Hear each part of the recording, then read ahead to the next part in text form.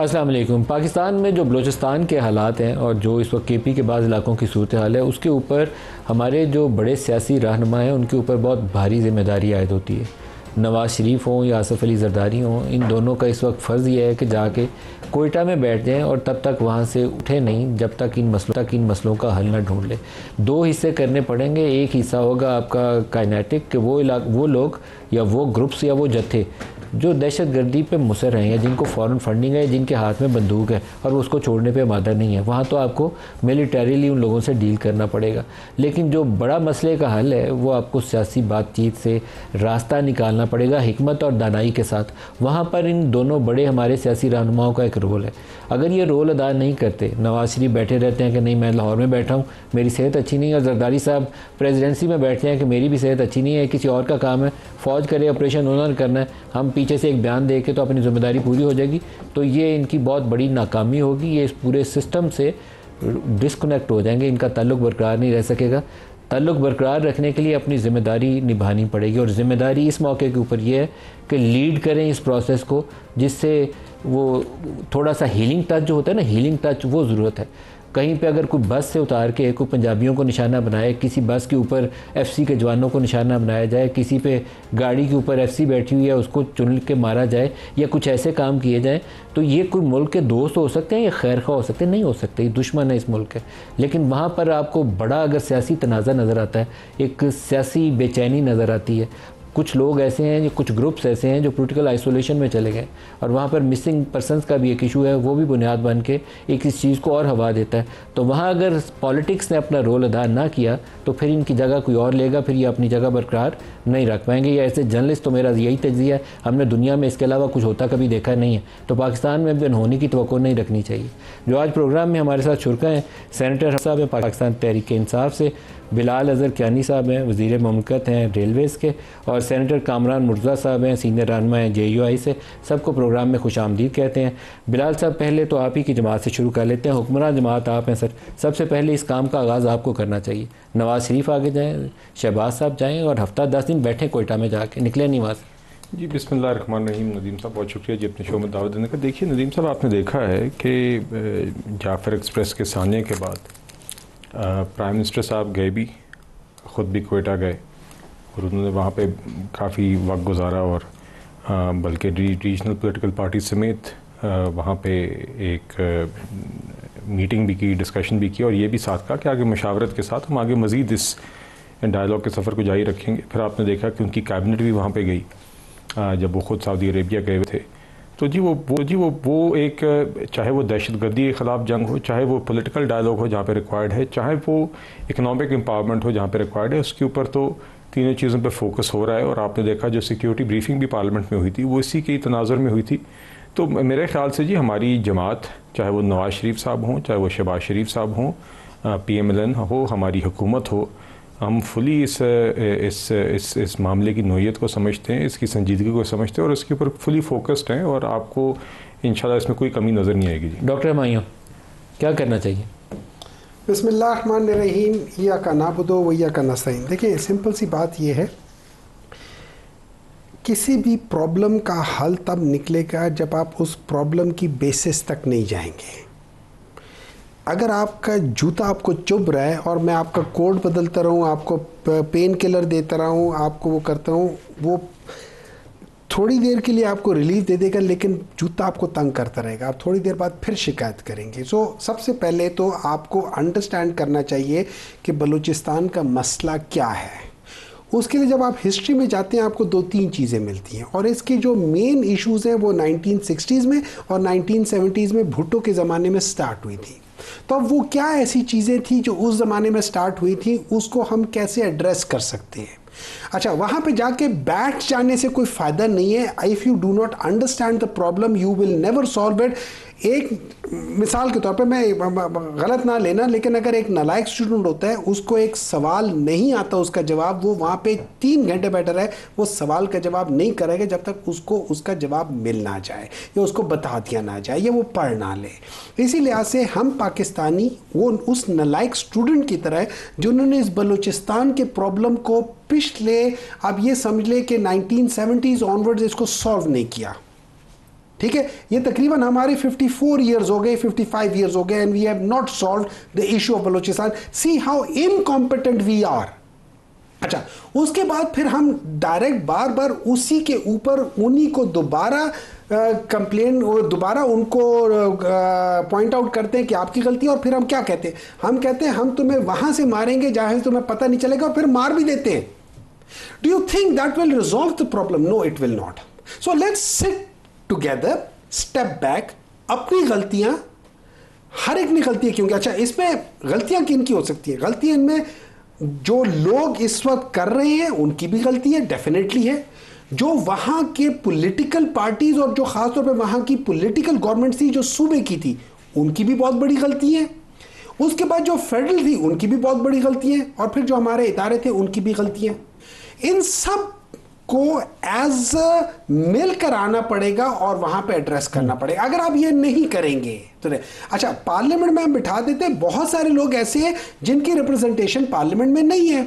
तो इसका तरीका क्या होगा? इसका तरीका ये है, आप ऑल जो एपीएस बुलाए और एपीसी बुलाए, उसमें सारे पॉलिटिकल अपनी अपनी पार्टी के जो हेड्स हैं उनको बुलाए, बिकॉज अगर वो 100 को भी रिप्रेजेंट करते हैं, उसके बाद आप बैठ के देखिए कि क्या उसका सोल्यूशन है। और ये याद रखिए, सोल्यूशन टेबल टॉक्स है। वजह आप जाएं, जिसको हम कहते हैं एविडेंस बेस्ड डिसीजंस, आप जाएं हिस्ट्री में जाकर देखें। 40 साल 1970 2000 तक 30 साल आईआरए ने ब्रिटेन के उसमें नाक में दम करके रखा था। एंड में क्या उसका डिसीजन हुआ? पॉलिटिकल डिसीजन हुआ। आप तमिल टाइगर्स के देख ले, पॉलिटिकल डिसीजन हुआ। आप जाके मनीला में देख ले, पॉलिटिकल डिसीजन हुआ। आप कहीं भी देख ले, इवन अफगानिस्तान में एंड में पॉलिटिकल डिसीजन हुआ है। कामरान मुर्तज़ा साहब, सर आप क्या तजवीज़ करते हैं, क्या करना चाहिए? देखिए, ये जो अपना हुमायूं साहब जो बता रहे हैं ना कि 60 से और 70 से, ये 60 और 70 से नहीं, ये 48 से ये मसला चल रहा है। और आज तक जो है इसको उस तरह से प्रॉपरली डील ही नहीं किया गया। जो मेडिसिन दी जाती है वो मेडिसिन काम नहीं करती है, या अभी तक काम नहीं की 75 सालों में। इस वक्त आप कह रहे हैं ना, आपकी तजवीज़ थी कि जरदारी साहब भी आके बैठे और मियाँ साहब भी आके बैठे। आज का जो प्रॉब्लम है, ताज़ा प्रॉब्लम जो है तो ये सारा एक दूसरे का तसलसल है। आज का ताज़ा जो प्रॉब्लम है वो जिन्होंने दर्द दिया उन्हीं से दवा आप ले रहे हैं। वजह उसकी ये है कि इस आज के मसले की वजह यहाँ पे जो आपने जो असम्बली बनाई है उसमें उसके 3 जो है वो 2 बेनिफिशरी हैं, और तीसरा भी खैर बेनिफिशरी है। एस्टैब्लिशमेंट ने सबको रास्ता बताया और उसके नतीजे में वो मुख्तलिफ तकसीम करके कि आपने फलां पार्टी में जाना है, आपने फलां पार्टी में जाना है, वो इलेक्टेबल को अब नोटिफाइड है मगर इलेक्टेड, इनफैक्ट इलेक्टेड नहीं है। नतीजा ये है कि ये अपने इलाकों में भी जाने के काबिल नहीं है। वो एक होती है कि वो हीलिंग का जो प्रोसेस होता है कि आप और कुछ भी नहीं कर पाते, तो स्टिल जो है ना, चूंकि आप नुमाइंदगी कर रहे होते हैं तो वो फिर मामले को किसी न किसी तरह से सुलझा लेते हैं। यहाँ पे ये कोयटा से बाहर निकलने के काबिल भी शायद नहीं है। आप ये कह रहे हो ना कि जरदारी साहब और मियाँ साहब आके यहाँ पे बैठे। आप पिछले 5-7 जो है ना हमारे सीएम्स देख लें और उनका वक्त देखें कि उन्होंने अपना वक्त जो है ज़्यादा उसका हिस्सा कोयटा में गुजारा है, क्योंकि सीएम थे वो बलूचिस्तान के ना, या कोयटा से बाहर गुजारा है। आपको जो है ना वो ट्रेंड पता चल जाएगा कि हम जो है वो हमने अपने सूबे को कभी अटेंड किया ही नहीं है। हम अपने वक्त का पेशतर हिस्सा जो है वो सूबे से बाहर गुजारते हैं, और उसकी वजह पाकिस्तानी कौम ने देखना हो तो वो 3-4 जो बड़े सियासी रहनुमा हैं उनकी तरफ देखेगी। उसमें एक तरफ नवाज शरीफ नजर आएंगे, दूसरी तरफ जरदारी नजर आएंगे, एक तरफ आपको मौलाना फजलुर रहमान नजर आएंगे, और कहीं पर इमरान खान का इशू डिस्कस होगा तो जेल नजर आएंगे। तो हम तो इन लोगों से रखेंगे ना, ये आए और हीलिंग टच दें। आज देखिए, इमरान खान भी रेलेवेंट हैं, वो भी को के रेलेवेंट हैं, मगर आज का जो इशू है, आज का आप जो सूबाई असम्बलियों की कंपोजिशन देखें और साथ सबका माजी होता है कि कामरान जो है ना आज JUI के साथ है, तो इसका माजी देखिए कि 5 साल पहले 3 साल पहले किसके साथ था, फिर उससे अगले 3 साल पहले, फिर उससे अगले 3 साल पहले, इस तरह जो है ना वो आपको सबका पता चल जाएगा। या जब उन पे कभी ये जब नवाज शरीफ ज़ेर अताब थी तो जो आज जो है ना वो जो बेनिफिशरी हैं नवाज लीग के, वो किधर थे।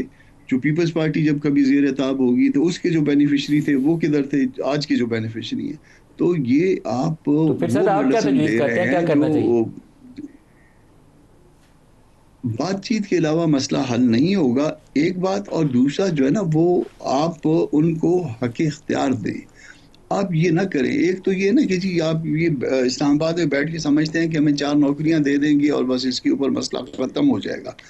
आप मेरे वोट को ही जो है ना, उसका कोई एहतराम नहीं है। आप मेरे जो हक है, आप उसके साथ सिर्फ आज नहीं, हमेशा हमेशा से जो है ना वो एक ऐसा मजाक कर रहे हो कि जिस पे जो है ना मुझे ये एहसास होता है कि मैं वोट तो डालता हूँ मगर गिनती वो होता है, वो जिसकी मर्जी होती है, जो नक्शा बनता है उसके मुताबिक होता है। सबसे पहले मेरा वो हक बहाल करे, जिसको मैं वोट देता हूँ उसका जो है वो पता होना चाहिए कि उसी के मुताबिक गिनती हुई है। फिर इक़्तिदार उनके हवाले इख्तियार के साथ करें। फिर उसके बाद बाकी राइट्स का मसला, हम सिर्फ आपसे इन्फोर्समेंट मांगते हैं।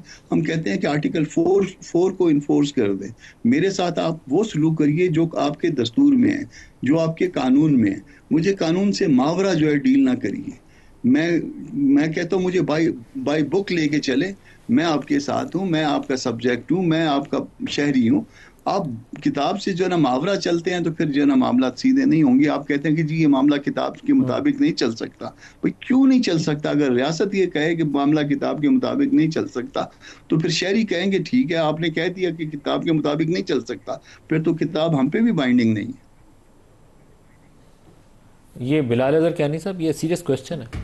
एक तो कहते हैं ट्रू रिप्रेजेंटेटिव नहीं है वहाँ पे गवर्नमेंट जो है, और दूसरा वो कहते हैं जो कॉन्स्टिट्यूशन इख्तियार और पावर्स देता है वो दें आप, हम उससे ज़्यादा तो कुछ नहीं मांग रहे। देखिए नदीम साहब, वो तो खैर अब अगर गवर्नेंस की हम देखें, बलूचिस्तान की अब इश्यूज़ देखें तो वो तो अब 18वीं तरमीम के बाद आपने देखा है कि सारी फिजिकल स्पेस भी ज़्यादातर आवाम से रिलेटेड या ग्राउंड से रिलेटेड जो इख्तियारात हैं गवर्नेंस के, वो भी सूबों के पास है। वो पंजाब में भी यही हकीकत है, बलूचिस्तान गवर्नमेंट रिप्रेजेंटेटिव है कि नहीं? ये देखिए वो तो अब इलेक्शंस के ऊपर, इलेक्शंस के नतीजों में गवर्नमेंट्स बनती हैं और उसके ऊपर चलें। अब उनकी एक राय है, तहफ़्फ़ुज़ात है लोगों के, वो एक अलग बात है। लेकिन पीटीआई का भी वही इशू है जो अभी JUI ने रेज़ किया, ये 45 और 47 वाला। देखिए वो तो नदीम साहब बात ये ना कि वो तो खैर बहरहाल मेरे ख्याल से जहाँ तक UIF की बात है तो उनका तो बुनियादी एतराज़ होना ही PTI के साथ चाहिए, क्योंकि जहाँ पे अगर UIF को महसूस होता है कि उन्होंने कहीं लूज़ आउट किया है तो वहाँ पे तो बेनिफिशरी PTI रही है।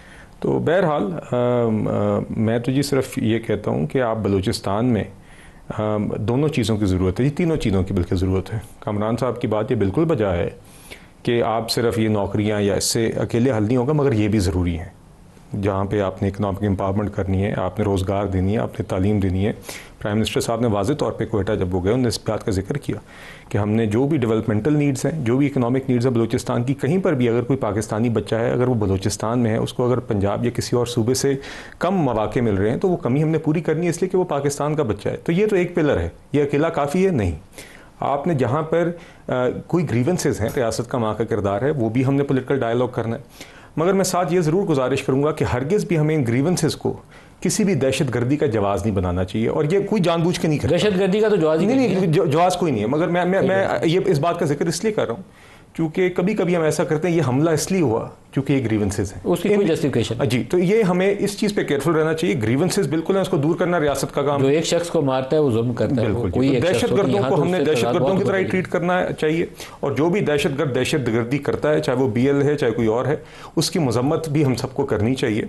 बाकी हमने रियासत ने ग्रीवेंसेस भी एड्रेस करने, और मुआशी इकनॉमिक एम्पावरमेंट जो भी जहाँ जहाँ पे भी पाकिस्तान में बच्चा है, शहरी है, उसको देनी हमारी जिम्मेदारी है, बलूचिस्तान समेत। हुमायूं साहब जो 2-3 रोज़ पहले हम मिफ्ता इस्माइल से इंटरव्यू कर रहे थे, उन्होंने एक बात कही जो मुझे लगा कि एक बहुत सारे जो मुमकिन हल हो सकते हैं उसमें से एक हल वो भी उनका बड़ा मुनासिब था। उन्होंने कहा ये नौकरियां बांटने से, थोड़ा बहुत कुछ करने से वहाँ कुछ बदलने वाला नहीं है। 150-200 अरब रुपया कैश ट्रांसफ़र कर दो बलूचिस्तान के लोगों को, जितनी गरीब फैमिलीज़ हैं, मसला आधे से ज़्यादा उनका इकनॉमिक इशूज़ जो है इससे एड्रेस हो जाएंगे, जैसे BISP से आप करते हैं। तो ये बुरी तजवीज़ नहीं है, आप 200 अरब रुपया कैश ट्रांसफ़र करें। 12-12 हज़ार 14-14 हज़ार रुपये की खातिर उन लोगों ने बंदूकें उठाई हैं जो पहाड़ों पर चढ़े, तो उनको आप 15-20 हज़ार दें तो ये बुरा सौदा नहीं है। देखिए इस तरह है कि यूनिवर्सिटी ऑफ इंडियाना में एक रिसर्च पेपर लिखा गया था, उन्होंने 7 कॉजेज़ ऑफ टेररिज्म लिखे, रूट कॉजेज़ ऑफ टेररिज्म। उसमें पहला है पावर्टी, जैसे आप कह रहे हैं, दूसरा है परसिक्यूशन, तीसरा है ऑपरेशन, चौथा है पॉलिटिकल विक्टिमाइजेशन एंड इंस्टेबिलिटी, पांचवा है ह्यूमन राइट्स वायलेशन, छठा है ऑक्यूपाइंग फोर्सेस, और सातवां है आइडियोलॉजी, जो कि आप कहते हैं कि एक लेट्स से एक belief of religion to another belief of religion. ये 7 उन्होंने बेसिक चीज़ें की हैं। बलूचिस्तान में पहली पांच पूरी पाई जाती हैं। परसिक्यूशन भी हो रही है, ऑपरेशन भी हो रही है, ह्यूमन राइट्स वायलेशन भी हो रही है, पावर्टी इंतहा की है। The richest province of Pakistan has the poorest. अच्छा, इसकी वजह मैं बिलाल से यहाँ एग्री करता हूँ, इसकी वजह उनके अपने लोग हैं। आप किसी भी बलोची पार्लियामेंटेरियन से मिल लें, उनसे ज्यादा मालदार लोग हमारे पार्लियामेंटेरियंस नहीं हैं। ऑन एन एवरेज अगर आप पार्लियामेंटेरियन की वर्थ निकाल लें, एक्चुअल वर्थ निकाल लें, उनके जो गाड़ियां या उनके घड़ियां या उनसे करके देख लें, they are the richest of all. ठीक है, how can that be possible कि जब पाके, ठीक है वहाँ का एक सिस्टम था, वो एक सरदारी सिस्टम था, सारा चीज़ था। फिर अभी कामरान मुर्तज़ा साहब ने 1-2 बातें की। देखिए 1948 से जो बात थी ना, वहाँ पे एक का जो 1948-50 के दरमियान में वो 2 भाइयों के दरमियान में छोटा सा मसला था, उसको फिर हो गया। फिर 1950s में एक छोटा सा मसला वो हो गया था। लेकिन मेन इसका मसला जब स्टार्ट हुआ था ना, वो स्टार्ट हुआ था 1960s में, और असल जो BLA स्टार्ट हुई है वो 2000 में स्टार्ट हुई है। और BLA जो है ना, ये एक किस्म का, ये समझ ले कि इसका प्रिकर्सर बलोच स्टूडेंट ऑर्गेनाइजेशन है जो 1960s में हुई थी, ये उसकी हुई थी। और इसको ज़्यादा इसने आग पकड़ा है जब भुगती को किया, उसके बाद इन लोगों ने ज़्यादा वो किया है। उसके बाद जिस तरीके से वहाँ पे चीज़ें हो रही हैं, आपको भी पता, मुझे ये तो हमारे पिछले 20 साल की बात है ना, इसमें ये सारी चीजें हो रही है। तो अगर आप देखें तो मैं मिफ्ता साहब से इन अ वे एग्री करता हूं, लेकिन ये नहीं है पैसे बांट देना। पैसे बांट देने से पैसे खर्च हो जाएंगे। देखिए इससे ज्यादा जुल्म क्या चीज है कि सुई से गैस निकल रही है और सुई वाले सबसे ज्यादा बेचारे वो हैं। हम लोगों ने जुल्म किए हैं, सबने किए हैं। उसकी परसेप्शन एक जरूर बनती है, परसेप्शन ये बनती है कि हमारे जो हुक्मरान है, जो फेडरल हुक्मरान है, उनका ज्यादातर का ताल्लुक जो है ना वो वहां से नहीं है। बलूचिस्तान से भी आए हैं तो उनका जो काम अपने बलूचिस्तान के ऊपर तवज्जो देना था, उन्होंने तवज्जो दी। अच्छा, दूसरा देखिए ना, चीफ मिनिस्टर के ऊपर जो अब एक और चीज है ना, मुझे ज्यादा टाइम कोटा से बाहर जाते हैं। ये बाप पार्टी जो आज बनी है और सब कहते हैं हम बाप हैं, ये कौन थे? ये PMLN वाले थे ना। 18 से पहले गायब हो गया अचानक और बाप पर रातों रात बन गई। ये आपकी जमात को हुकूमत दिलवाने के लिए इनकी हुकूमत गिराई गई थी, उसको फिर बाप पार्टी बनी थी। मैं आपको अपना मौक़िफ़ बता देता हूं। PTI was in 2018 in my opinion PTI was going to gain simple majority। उनसे बैलेंस ऑफ पावर शिफ्ट करने के लिए इन सबको बनाया गया था। कामरान मुर्तज़ा साहब, कोई प्रैक्टिकल तजावीज़ कहाँ से आएंगी? APC बुलाएं, उसमें बैठ के तजावीज़ आ जाएं, जहाँ पोलिटिकल प्रोसेस आगे चले। अभी पोलिटिकल प्रोसेस आपका कहीं नहीं चल रहा। माजरत के साथ जो पॉलिटिशियंस हैं वो फैसला लेने की मुझे पोजीशन में ही नज़र नहीं आते। वो देख रहे हैं कि कहीं और से फैसला हो जाएगा, वहीं कुछ कर लेंगे। ऐसे काम आगे नहीं बढ़ सकता। देखिए, हमने ये जो सिक्योरिटी कमेटी वाली मीटिंग थी वो कोई संजीदगी के साथ बुलवाई थी क्या? उसमें आपने कोई संजीदा कोई चीज़ देखी है?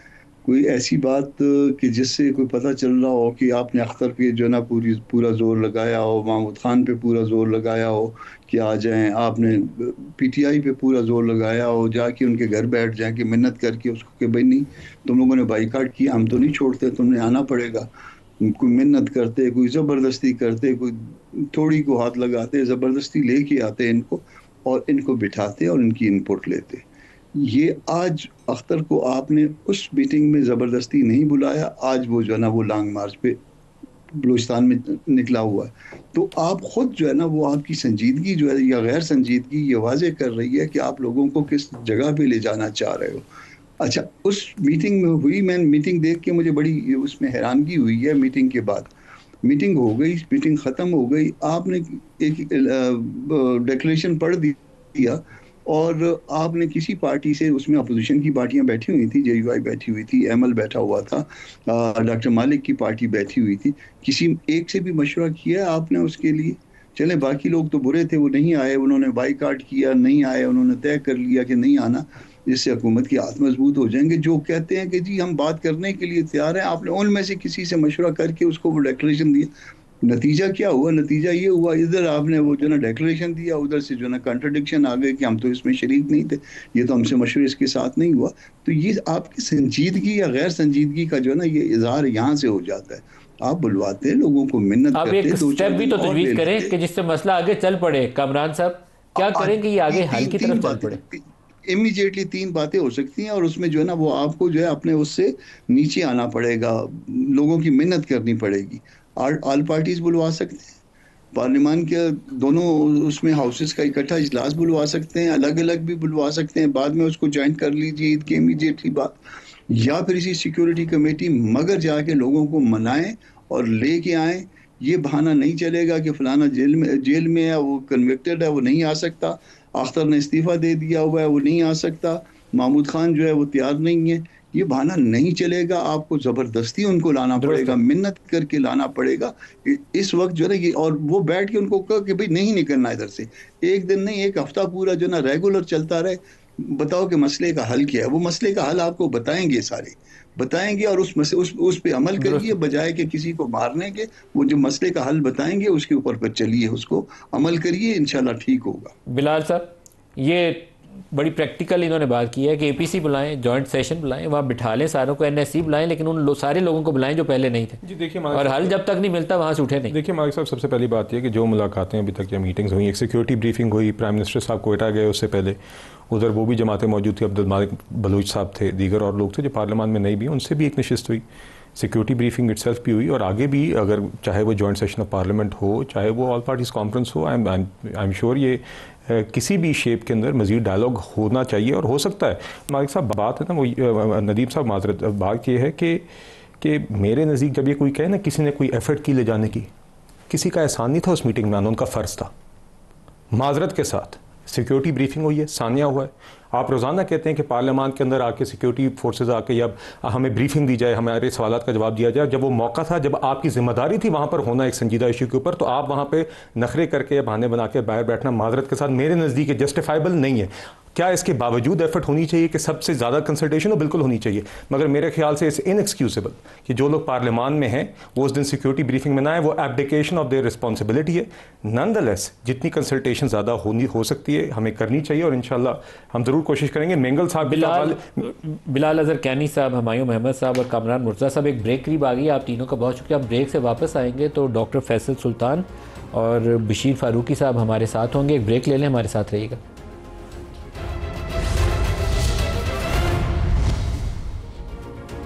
Welcome back. पाकिस्तान में बाज़ इदारे ऐसे हैं कि उन्होंने इंसानी खिदमत में पूरी दुनिया में एक अपना नाम कमाया है, जिसमें शौकत खानम का इदारा शामिल है, अखुव्वत, अल खिदमत, सैलानी वाले हैं, इंडस है, SIUT है, सिंध इंस्टीट्यूट ऑफ यूरोलॉजी। इन इदारों ने पाकिस्तानी अवाम की बहुत खिदमत की है, और पाकिस्तान में आप सब लोगों को मैं इस प्रोग्राम की वसातत से दरख्वास्त भी करना चाहूँगा कि इनको अपने सदक़ात देते हुए, ज़कात देते हुए इन इदारों को भूलिए मत। शौकत खानम से ही इस वक्त हमारे साथ डॉक्टर फैसल सुल्तान है, पाकिस्तान के साबिक़ वज़ीर सेहत भी हैं। डॉक्टर साहब अस्सलाम वालेकुम। वालेकुम अस्सलाम नदीम साहब, कैसे हैं आप? बहुत शुक्रिया आपका। डॉक्टर साहब, शौकत खानम के हवाले से कौन से नए प्रोजेक्ट सामने हैं और लोगों की ज़कात सदक़ात किस मद में इसका मसरफ़ होगा? थोड़ी सी वजाहत हो जाए ऑनलाइन और लोगों से अपील भी हो जाए। बहुत शुक्रिया जी। एक तो लगातार पेशावर और लाहौर के जो कैंपसेस चल रहे हैं, इसमें जो गरीब मरीज़ों का इलाज हो रहा है, ये तो एक लगातार चलती हुई नीड है, ऑन गोइंग नीड है। ये प्रोजेक्ट चल रहे हैं और इसमें लोगों की खिदमत हो रही है, तो ये तो बहरहाल मौजूद हैं ही। लेकिन इस वक्त जो निस्बतन बड़ा प्रोजेक्ट पैसे के हिसाब से और साइज़ के एतबार से हम बना रहे हैं, वो कराची का हॉस्पिटल है जो ज़ेर तामीर है। उसका ग्रे स्ट्रक्चर मुकम्मल है और उसकी फिनिशिंग वर्क्स जारी है, और हमें उम्मीद है इंशाल्लाह कि अगले 1.5-2 साल में हम उसको भी पाया तकमील तक ले जाने में कामयाब हो जाएंगे।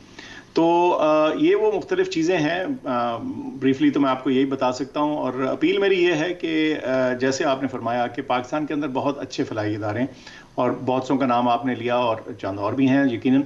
तो मैं हमेशा लोगों को कहता हूँ कि फ़राख दिली का मुजाहरा कीजिए, और पाकिस्तान में वाकई ही ये इस फ़राख दिली का मुजाहरा किया जाता है। तो जहाँ तक शौकत खानम का ताल्लुक है, मैं इतना कहूँगा कि हम शफाफ इदारा हैं, हम अपने अकाउंट्स अपने वेबसाइट पर डालते हैं, हर साल डालते हैं। पिछली 3 दहाइयों के हर साल का अकाउंट मौजूद है। इस साल का ऑडिट जारी है, गुज़िश्ता यानी 2024 का, जो ही वो मुकम्मल होगा वो भी डाल देंगे। उसके अलावा हमने इदारे को वेरियस सर्टिफिकेशंस के थ्रू गुजारा है, joint commission, college of American pathologist वगैरह। तो इस सारी चीज़ का मकसद ये है कि हम अपने डोनर को ये तसल्ली दिला सकें, कॉन्फिडेंस दिला सकें कि जिस कॉज को आप सपोर्ट कर रहे हैं ना सिर्फ वो शफाफ है बल्कि हाई क्वालिटी भी है। शौकत खानम को पूरी दुनिया से फंडिंग आती है। डॉक्टर साहब, सालाना कितनी रिक्वायरमेंट्स है आप लोगों की, और अभी तक कितनी कलेक्शन हो चुकी है, कितनी मजीद दरकार है, कराची के लिए कितना और चाहिए? ये जो रवां साल है जी 2025, इसमें तकरीबन 38 अरब रुपया 38 बिलियन रुपीस दरकार है, जिसमें से 35 के करीब जो है वो लाहौर और पेशावर को चलाने के लिए है, इन दो प्रोजेक्ट्स को, और तकरीबन 3, साढ़े 3, 4 अरब इसके लगभग जो है हमें इस साल में जो कराची में फिनिशिंग करनी है काम, उसमें दरकार है।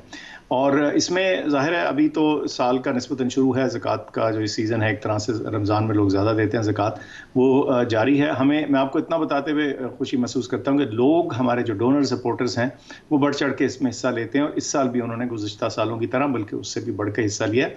एदाद व शुमार तो इंशाल्लाह साल के आखिर पर ही पता चलते हैं, लेकिन जो भी हमारे टारगेट्स हैं, हदफ हैं, हम उसके मुताबिक ही चल रहे हैं।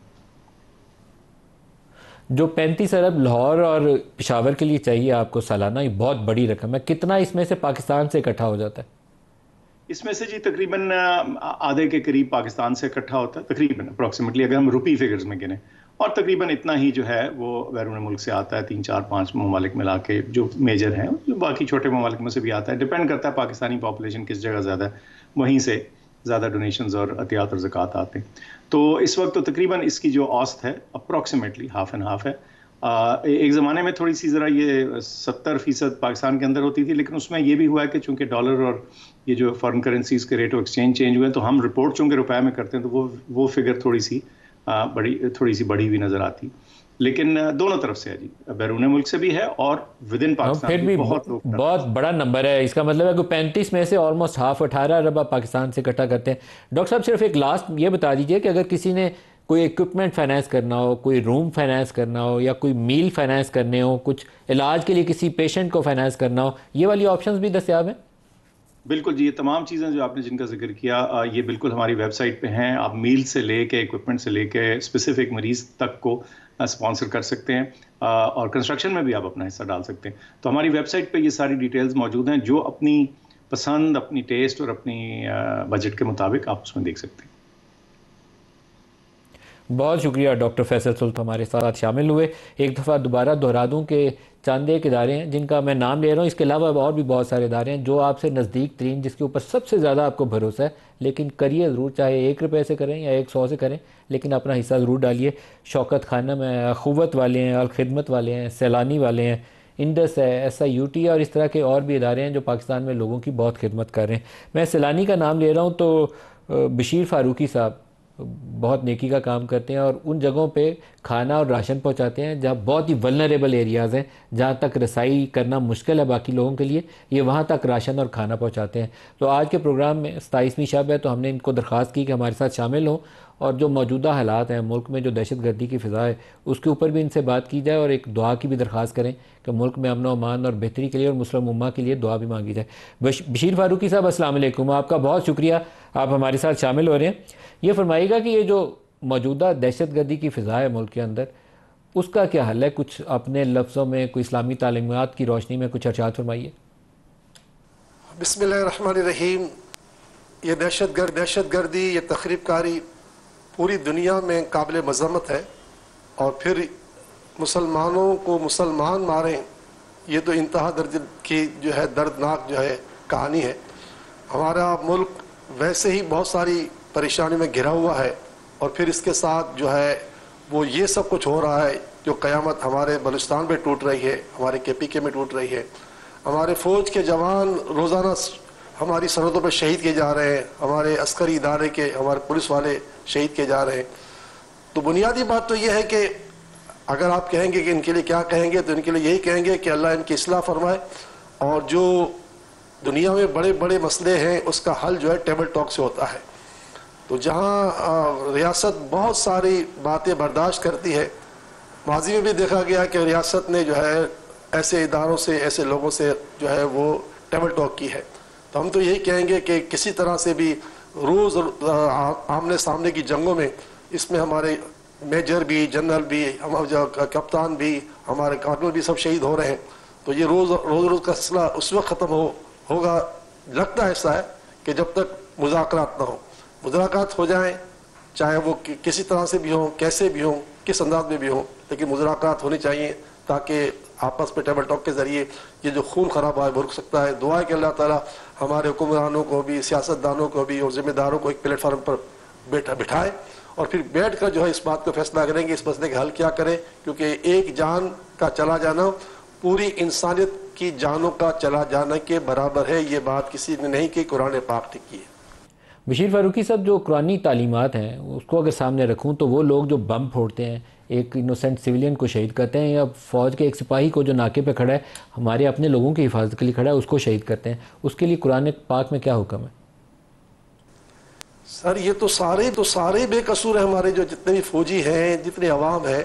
तो इस्लाम ने तो, मैंने आपका सूरह माइदा उठा ले, एक आदमी की जान बचाना रूए ज़मीन के इंसानों की जान बचाने के बराबर है।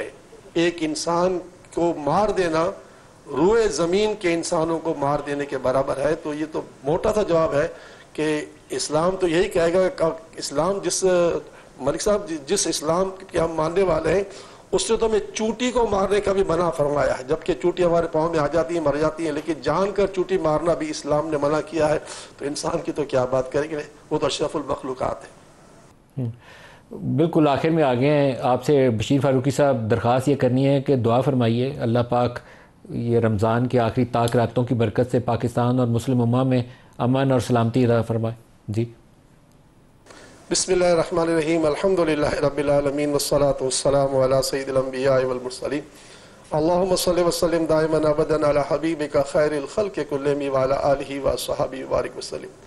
या अरहमर राहिमीन, या अरहमर राहिमीन, या अरहमर राहिमीन, इरहमना इरहमना इरहमना फिद दुनिया वल आखिरा, तवफ़्फ़ना माल अबरार, या अज़ीज़ या गफ़ार या रब्बल आलमीन, या रब्बल अर्शिल अज़ीम, या अल्लाह या रहमान या रहीम, या हय्यु या क़य्यूम।